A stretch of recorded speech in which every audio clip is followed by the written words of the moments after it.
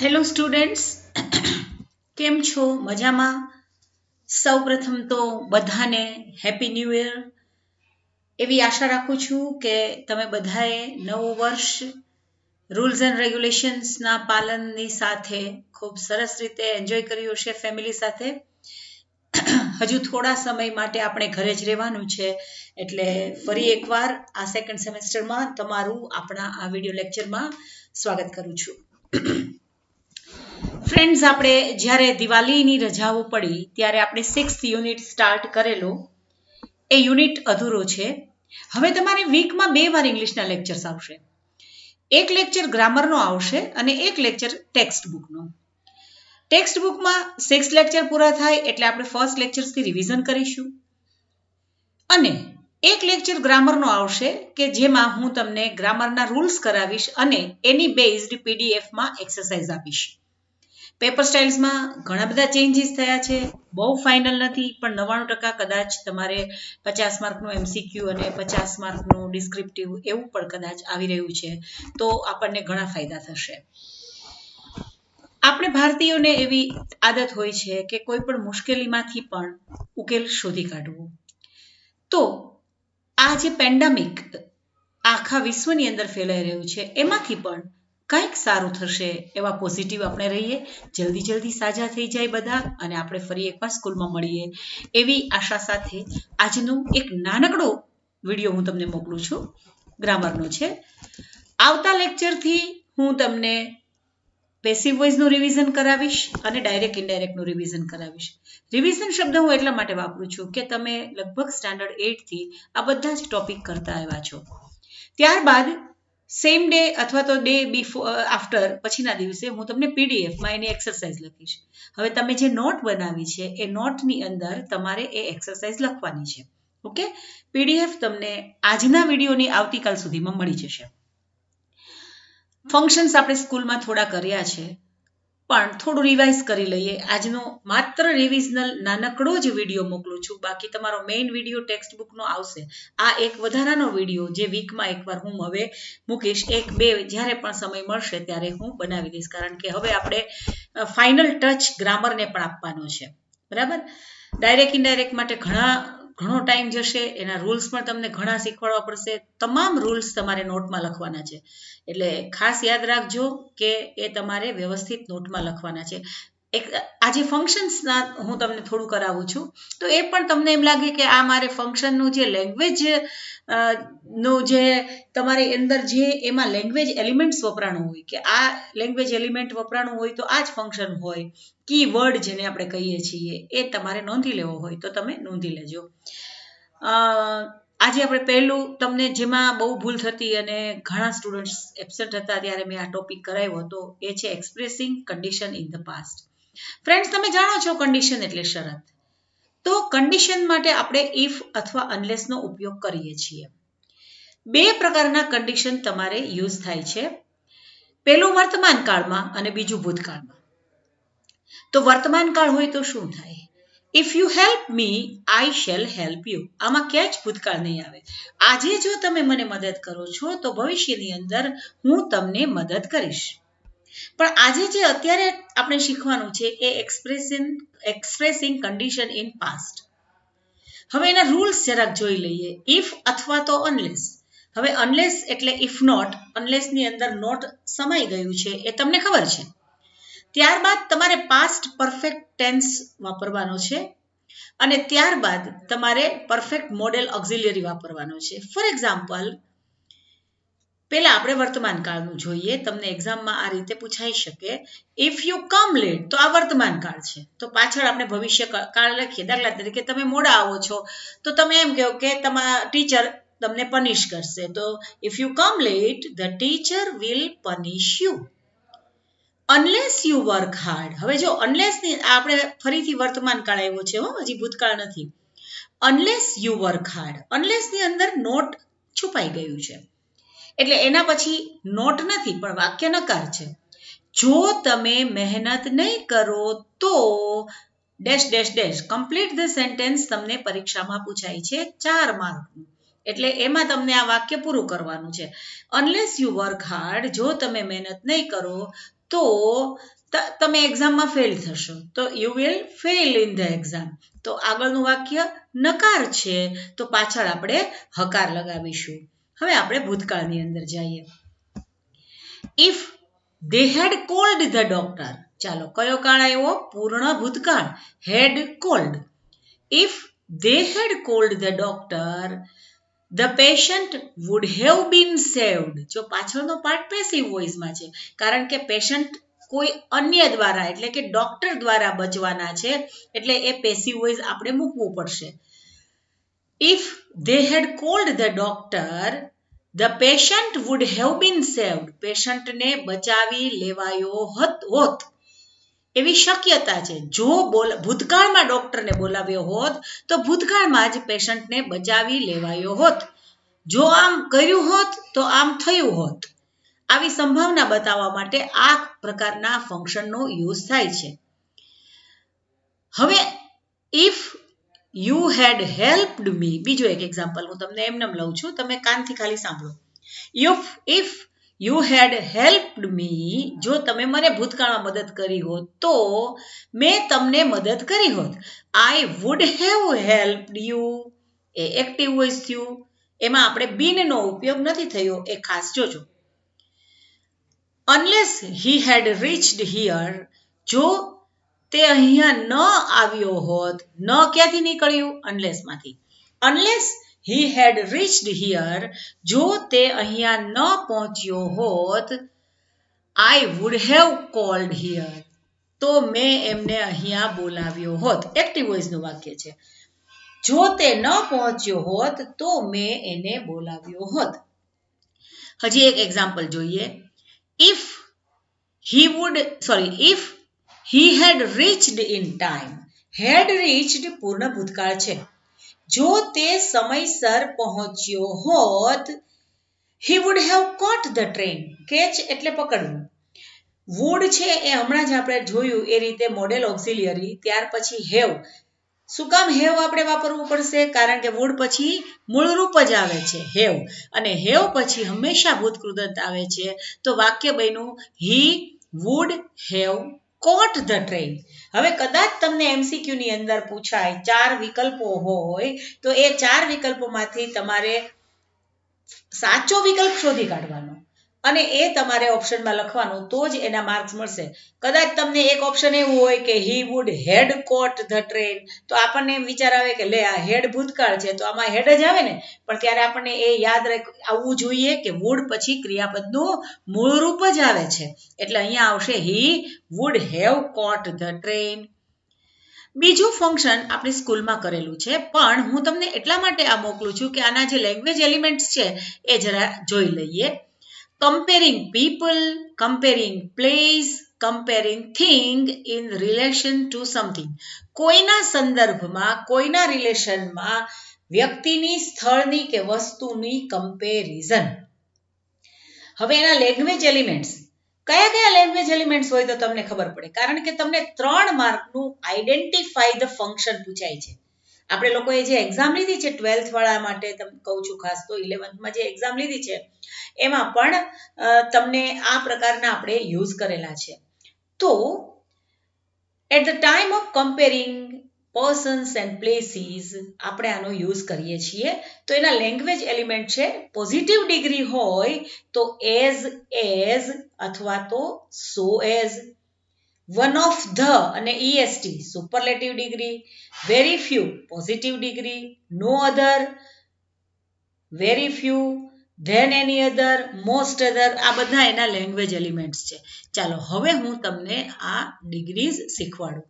બહુ interesting grammar topic છે આ ડિગ્રીનો, અને તમે ભવિષ્યની અંદર તમારે જે કોમ્પિટિટિવ એક્ઝામ આપવાની છે એમાં પણ આ ડિગ્રીને બહુ પ્રાયોરિટી આપવામાં આવે છે. એટલે આપણે જ્યારે મળીશું ત્યારે તો ક્લાસમાં કરીશું જ, પણ ખાસ સમજી લ્યો. Amit works as hard as his father. ચાલો અહીંયા મારું કર્સર પણ ફરી રહ્યું છે. એઝ હાર્ડ એઝ એટલે બંને સરખું છે, માટે આ પોઝિટિવ ડિગ્રી છે. અને ફંક્શન કયું થયું? Comparing persons. હવે આમાં બ્રેકેટની અંદર કાઉન્સમાં તમને ફંક્શનની કમ્પેરિંગ પર્સનની જગ્યાએ પ્લેસીસ આપ્યું હોય તો ભૂલમાં તમે એ ઓપ્શન લઈ લો તો તમારું સેન્ટેન્સ ખોટું પડે. વેરી ફ્યુ અને નો અધર થી પણ પોઝિટિવ ડિગ્રી બને છે. Very few girls of our school are as talented as Meera. તો આ પણ પોઝિટિવ ડિગ્રીનું એક્ઝામ્પલ છે. No other place in of India, no other follows singular. એના પછી એક વચન આવે છે એટલે મેં પ્લેસ વાપર્યું છે. તો no other place of India is as attractive as the Taj Mahal. તો બંનેની ક્વોલિટી સરખી છે માટે આ પોઝિટિવ ડિગ્રી છે. હવે કમ્પેરેટિવ ડિગ્રીમાં એન્ટર થઈએ છીએ. Chennai is more polluted than Delhi. Chennai છે એ વધારે પોલ્યુટેડ છે દિલ્હી કરતા. જ્યારે વિશેષણ થોડું લાંબુ હોય અથવા બે પદનું બનેલું હોય તો ઈઆર પ્રત્યય લગાડવાને બદલે આગળ શું લાગે છે? મોર લાગે છે. તો અહીંયા પોલ્યુટેડ એને પોલ્યુટેડર ન કહેવાય પણ શું થશે? More polluted. My friend is taller than my brother. Taller એમાં મોર ટોલર વપરાય નહીં. ઘણા લોકોને ટેવ છે, બરાબર, તો એ રોંગ પડે છે. તો કદાચ એક ઓપ્શન તરીકે હોય તો તમારે સાચું ઓપ્શન સ્વીકારવાનું છે. 4 ઓપ્શન આપ્યા હશે એમાંથી સાચું ઓપ્શન સ્વીકારવું ને friends, it is very tough. તો એની માટે પ્રેક્ટિસની જરૂર પડે છે. તો my friend is taller than my brother. The rose is more beautiful than most other flowers in the garden. ગાર્ડનના મોટા ભાગના ફ્લાવર કરતા રોઝ છે એ વધારે સુંદર છે. The elephant is the most intelligent animal of the forest. ફોરેસ્ટમાં સૌથી intelligent animal હોય તો કોણ છે? એલિફન્ટ છે. તો એ સુપરલેટિવ ડિગ્રીનું એક્ઝામ્પલ છે. Abu is one of the finest places of Rajasthan. આ પણ તમને કોમ્પિટિટિવ એક્ઝામ ઇન ફ્યુચર 5 વર્ષે તમારે દેવાની આવે તો આ one of the A superlative degree બતાવે છે. આ તમારે યાદ રાખવાનું છે. તો આ હતી કમ્પેરિઝનનું ફંક્શન. ત્યાર પછીનું જે ફંક્શન આપણે જોવાનું છે એ એક્સપ્રેસિંગ કોન્ટ્રાસ્ટ. હવે એમાં લેંગ્વેજ એલિમેન્ટ્સ કયા કયા યુઝ થાય છે? તો લેંગ્વેજ એલિમેન્ટ્સ એમાં યુઝ થાય છે બટ, વિરોધાભાસ બતાવે છે. કોન્ટ્રાસ્ટ એટલે વિરોધાભાસ. બટ, યેટ, સ્ટીલ, ધો, ઇવન ધો, ઇવન ઇફ. આમાં એક એન રહી ગયો છે, કદાચ ક્યાંક મારી આંગળી રહી ગઈ હશે એટલે તમે આને ઇવન સમજજો. ઇવન ઇફ, હાવેવર, એઝ અને ઇન સ્પાઇટ ઓફ. હવે એના એક્ઝામ્પલ્સ આપણે જોઈએ. My uncle is 87, it means it is the age of 87 years, but he is healthy. તો આ બંને વાક્યો એકબીજાનો કોન્ટ્રાસ્ટ બતાવે છે કે કોઈ પણ વ્યક્તિ 87 વર્ષની હોય તો એ હેલ્ધી ન હોઈ શકે, પણ મારા કાકા 87 વર્ષના છે પણ તે હેલ્ધી છે. He was ill but yet still he came to school. સામાન્ય રીતે કોઈ વ્યક્તિ બીમાર હોય તો સ્કૂલ ન આવે, પણ he was ill but yet still he came to school. એવી જ રીતે ધો ઓલ્ધો, આ પણ તમે 10th માં સરસ રીતે ભણી ગયા છો. Though although even if he was late, the teacher did not punish him. એ મોડો હતો પણ ટીચરે એને પનિશ કર્યો નહીં. However ill he was. જો આમાં પણ આ પણ એક રૂલ તમે યાદ રાખજો. હાવેવર પછી વિશેષણ આવે છે અને ઇલની પહેલા વિશેષણ આવે છે. However ill he was, he did his work perfectly. ગમે તેટલો એ બીમાર હતો છતાં પણ એણે એનું કામ પરફેક્ટલી કર્યું. ઇલ એઝ હી વોઝ, જોકે તે ખૂબ બીમાર હતો, હી did his work perfectly. Offering suggestion. આપણને સૌથી વધુ જે ગમે છે એ શું છે? કોઈને સજેસ્ટ કરવું, સજેશન કરવું, કોઈને સલાહ દેવી, બરાબર ને? કોઈને એડવાઇસ કરવું, સજેશન. તો એના લેંગ્વેજ એલિમેન્ટ્સ કયા? Should, ought to. એના લેંગ્વેજ એલિમેન્ટ્સ છે શુડ, ઓટ ટુ અને હેડ બેટર. જ્યારે કોઈ વ્યક્તિને સામાન્ય સૂચન કરવું હોય તો શુડનો ઉપયોગ થાય છે. તમે કરો તો ઠીક છે, ન કરો તો તમારી ઈચ્છા. You should help others. તમારે બીજાને મદદ કરવી જોઈએ. બરાબર સાંભળજો આ નિયમો. ભૂલાઈ જશે નહીતર. સામાન્ય કોઈને સલાહ દેવી હોય, સામાન્ય સૂચન કરવું હોય, સામાન્ય સજેશન કરવું હોય તો આપણે should નો ઉપયોગ કરવો હોય. પછી થોડુંક સ્ટ્રોંગર હોય, થોડુંક વધારે આમ કન્સર્નથી, થોડીક વધારે આમ એમાં સ્ટ્રોંગ એડવાઇસ દેવી હોય તો ought to નો ઉપયોગ કરવો જોઈએ. યુ આર લુકિંગ સો પેલ, તમે એકદમ ફિક્કા દેખાવ છો, તમારે ડોક્ટરને મળવું જ જોઈએ. તો ન મળો તો કાંઈ નહીં, એમ નહીં. શુડમાં શું છે, it's okay, I give you suggestion, તમે એને સ્વીકારો છો કે નહીં એ ઇટ ડઝન્ટ મેટર મી, બરાબર. ought to માં થોડું વધારે સ્ટ્રોંગ સજેશન છે. જ્યારે સ્ટ્રોંગેસ્ટ સજેશન માટે સૌથી કડકાઈ આમ થવું જ જોઈતું હતું, તમારે આમ કરવું જ જોઈએ, એના માટે બેટર નો ઉપયોગ થાય છે. ત્રણેયના એક્ઝામ્પલ અહીંયા તમને મેં આપ્યા છે. he should take rest and eat healthy food. એને આરામ કરવો જોઈએ, હેલ્ધી ફૂડ ખાવો જોઈએ. આ એક આપણે સામાન્ય કોઈને આપણે સલાહ આપીએ છીએ એવી એક સલાહ છે. your brother looks so weak, he ought to take rest. તમારો ભાઈ બહુ બીમાર દેખાય છે, વીક દેખાય છે, એને રેસ્ટ કરવો જોઈએ. Gita failed in the exam. Gitaben એક્ઝામમાં ફેલ થયા છે.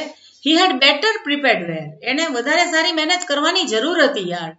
તો આ ટાઈપની સ્ટ્રોંગેસ્ટ સલાહ દેવા માટે, સ્ટ્રોંગેસ્ટ સૂચન કરવા માટે હેડ બેટરનો આપણે ઉપયોગ કરીએ છીએ. ત્યાર પછી આજના આ લેક્ચરનું લાસ્ટ તમારું છે એ એક્સપ્રેસિંગ ચોઇસ. એમાં લેંગ્વેજ એલિમેન્ટનો યુઝ થાય છે વુડ રાધર.